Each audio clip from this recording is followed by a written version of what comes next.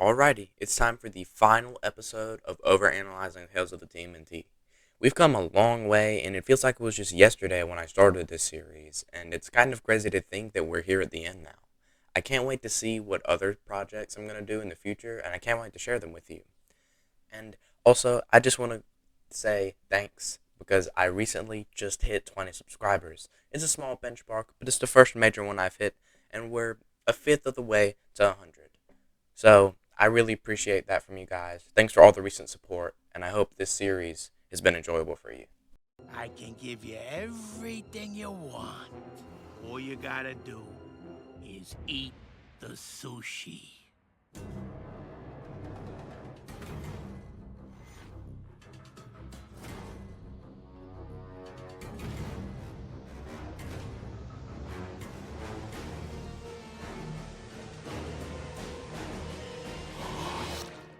Yes, we're off to a lovely start in this episode. We got just a casual representation of cannibalism. Gotta love to see it.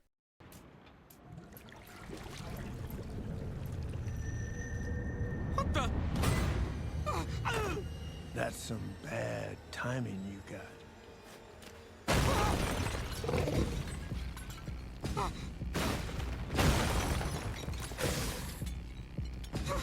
What are you? This guy here who's in the bathroom when the East River 3 break into the museum is actually the same guy from the grocery store in Mikey's episode. Also, on topic of the East River 3, their outfits that they use while they're breaking into the museum look really cool, especially the eels. She's got these weird red goggles. I don't know if they're supposed to help her with her vision or if they're just there for dramatic effect, but they look cool. I could have sworn I heard the alarms go off in here.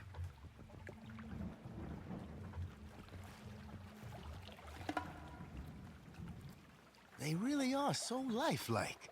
Okay, the security guard here seems to be one of the park rangers from Mikey's episode back in the Megazord story arc. I have no clue what he's doing here, but I guess he's here. We'll deal with the explosives. You two can go after the river mutants. We will? Reefly. Yeah, we will, because they do it for us. You know, it's cool to see the Mutanimals be heroic in a way and try and contribute, because that's something that the Mutanimals just haven't done throughout the series so far. But this entirely feels like an excuse to write this group of Mutanimals out of the equation and let the Turtles, Pigeon Pete, and Genghis deal with all the East River 3 stuff. It's kind of a lazy way to write them off and remove them from your thinking process on how they should deal with the situation. Leo. Oh, thank God, Mikey! Genghis, what are you doing here? We went to get snacks and then got attacked by a giant mutant eel. I didn't eat the cat. That's right. Good job, buddy. I love Genghis so much, bro. He's so chill. He doesn't care about anything going on with the East River 3. He's just happy he made some self-improvements by resisting the urge to eat the cat. He's very proud of himself. Oh, guys! Johnny! You're all here! This is amazing! Yeah, you say that now? Just wait. So, the fact that Donnie and Raph are here now means that wherever this museum is in correlation to wherever they were in the sewers cannot be far away from each other. Like, the museum might as well just be right on top of the turtles and where they were, which is rather convenient. They're gonna blow up the seawall and flood the entire city. We're doing what? They're lying. They just want the pearl for themselves. Attack! Here's some more hints at Goldfin's true intentions. He's not doing this to help Sally or Lee and get them all back to their home. As it's revealed later, he's doing this just so he can get a position of power with all kinds of money alongside Bad Bernie.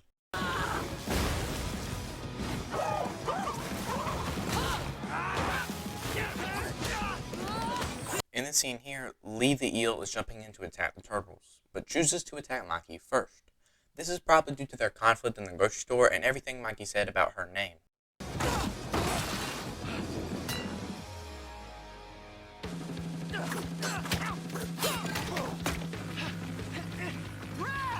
This scene here where Leo is fighting Goldfin for the pearl is actually a really good showcase of Leo's creativity.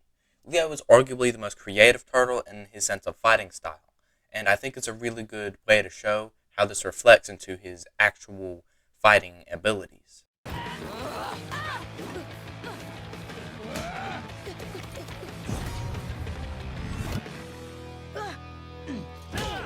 In this scene here, you actually get to see that Donnie still has the metal rod that he grabbed to replace his staff in his episode. It's good to see them keep some continuity there, as a lot of past versions of TMNT wouldn't have done something like this. Oh no, guys, get out of the water! One thing I learned after I watched this show is that a lot of the Rise animators actually participated in the animation of this show, which definitely shows in this scene here. With Lee jumping in the air and slamming down, it definitely gives off Rise energy, and there are a lot of other scenes later in this episode that give off that same vibe too.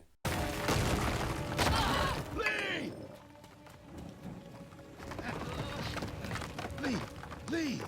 This scene here is another great demonstration of Goldfin's character development, although it's not really good.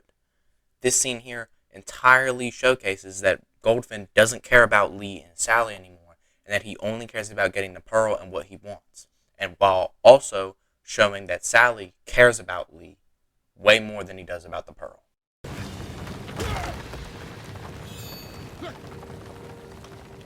Goldfin!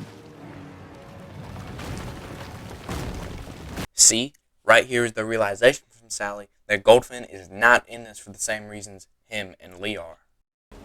Lee! Sally! Wait, where's the fish? Where's the pearl? He must have taken off with it. They're alive! How am I get them out? If Goldfin gets away with the pearl, everyone's gonna blame mutants. We have to... Kick that fish's butt. I agree. I'm with you. Okay, so here's some more contrast between different characters. Raph and Leo seem far more set on going after Goldfin and getting the pearl, while Mikey seems a lot more considerate in wanting to help Sally and Lee.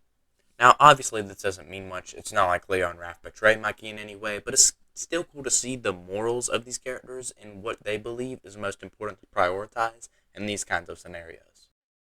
He said he was going to the pier. Genghis and I will free the river mutants. I made him! This is a pretty funny line from Mikey, because if you really think about it, Pigeon Pete is technically Mikey's biological son. Like, he has his biological mutant DNA coursing through his veins. So, in a way, Mikey's a father. What did I tell you? His name ain't Goldfin anymore. Ain't that right? Badfin. Here's the big ultimate reveal that finally directly confirms that Goldfin is betraying the East River 3 and transferring over to a henchman for Bad Bernie. But the way it happens is very interesting. You can see as Goldfin is walking up the pier, he's hanging his head down in shame, probably due to the fact that he's thinking about his friends and how he just betrayed them. But when he hears Bad Bernie call him Bad Finn, he realizes his new life and his new friends are right here beside him, and lifts his head up and smiles. The Rat King. You think you can threaten my family? Think again. Yeah, that's what you get! Get us out of here! So this is the first time Master Splinter is referred to as the Rat King by name. And it cements the fact that Rat King in this version is entirely not real. Since the story arc isn't real and Master Splinter is the Rat King, either Rat King is real and is just going to be a completely other character, which is going to have some conflicts later down the line within this universe, or Rat King is just not going to show up at all. And I think it's a huge waste of the character, and it's really disappointing. Hiya, Bernie. Long time no see. See, this is the scene I was referencing earlier. That Rise animation truly shines through in the show, and I'm so glad they got some of the animators to come back for this show. Because one of the things I will always praise Rise for is its animation. Most animation in TMNT isn't exactly breathtaking by any means. TMNT animation has never really been bad, it's just been simple, and because everything has been simple in terms of its style, there hasn't been a lot of creativeness in terms of animation, but Rise was a step in the right direction for the TMNT franchise, and Tales of the TMNT and Mutant Mayhem are just slowly but surely improving on that creativeness that you can get away with animation. I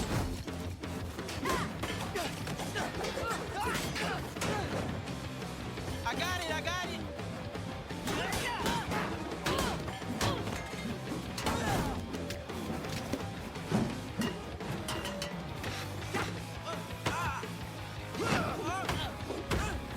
here's some more phenomenal representation of how good the Rise animation team truly was. This table fight scene demonstrates all kinds of special things that the Rise animation team is capable of, and it continues throughout this entire fight scene on the boat. And if I could show every bit of these fight scenes, I would. But I'm going to have to cut out bits and pieces because copyright shenanigans.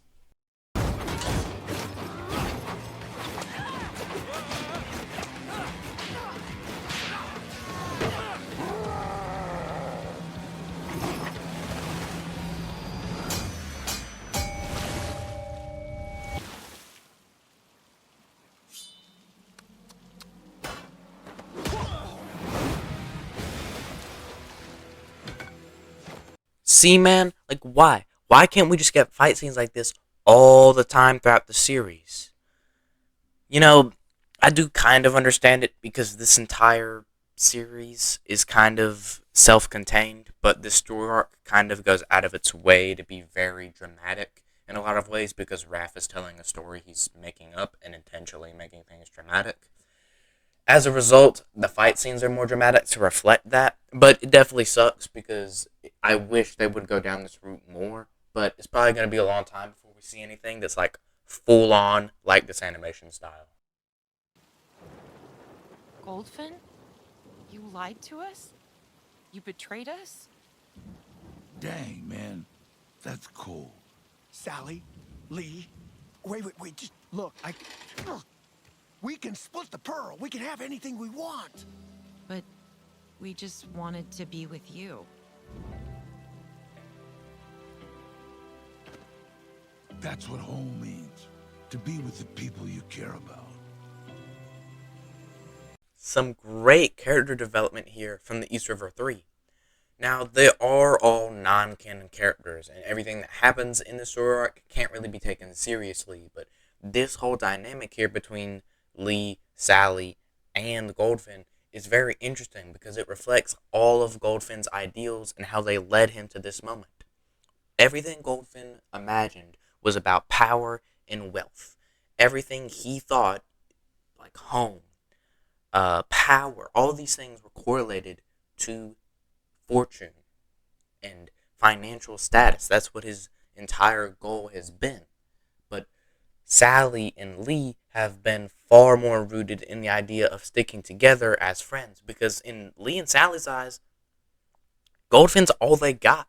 After everyone betrayed them at the river, Goldfin's the only people Sally and Lee have. And to see them be betrayed by him has to be heartbreaking.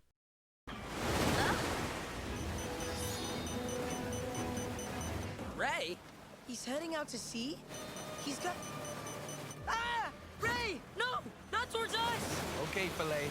This scene here really makes me wonder how fast Ray can move in the water, because it looks like he's absolutely sending it to get towards the turtles.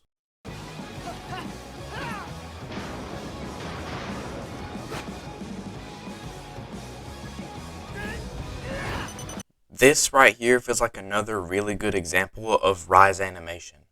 This whole scene here where Leo's throwing the bag of dynamite down towards the ship, the way he throws it and like the build up to it really reminds me of something that Rise would do. I can't remember a specific scene that I have in mind, but I know I've seen something like that in Rise before. And the sun shined once again. Sally and Lee disappeared. Hopefully finding a new home for themselves. Together. Interesting to see that Lee and Sally opt to just completely leave New York rather than spend time with the turtles after everything that happened. I guess it doesn't really matter since everything in this story arc is not canon, but I do think it would have been cooler to see them actually interact with the turtles some more after defeating Goldfin. Everyone was fighting? That's what people want. Yep. I'm gonna fail. Yep. I'm like some kind of video genius. For real. I should make movies or something, I swear. This is where you kind of finally get to see that the story arc isn't canon. Now, the reasoning for this is kind of because it's revealed Raph has just been making everything up the whole time.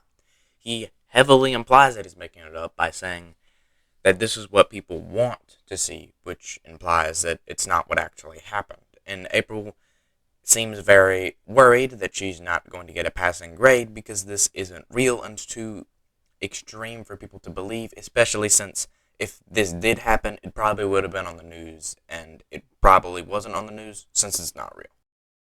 And with that, overanalyzing Tales of the TMNT is over. For Season 1 at least, because I'm pretty sure we're going to get a Season 2, which I'll be sure to overanalyze when it comes out.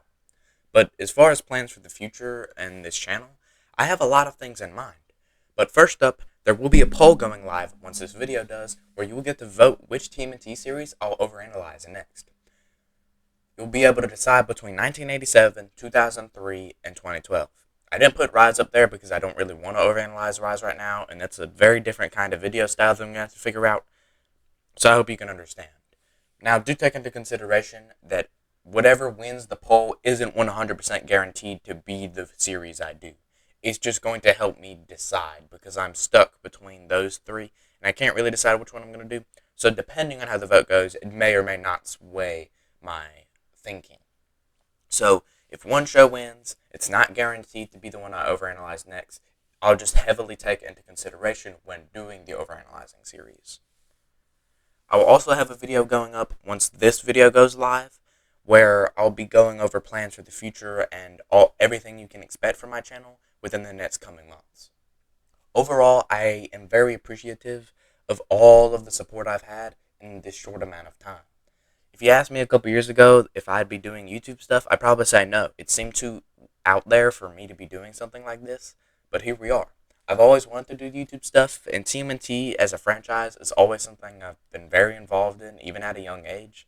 So being able to share my passion for this franchise with a group of people who are just as passionate about it as I am is really fun, and I can't describe how great it makes me feel that I have the kind of support I do. We're only getting started here on this channel as well, so I can't wait to see what kind of community I build in the years going forward. But thank you guys for watching and stopping by, and I'll see you next time.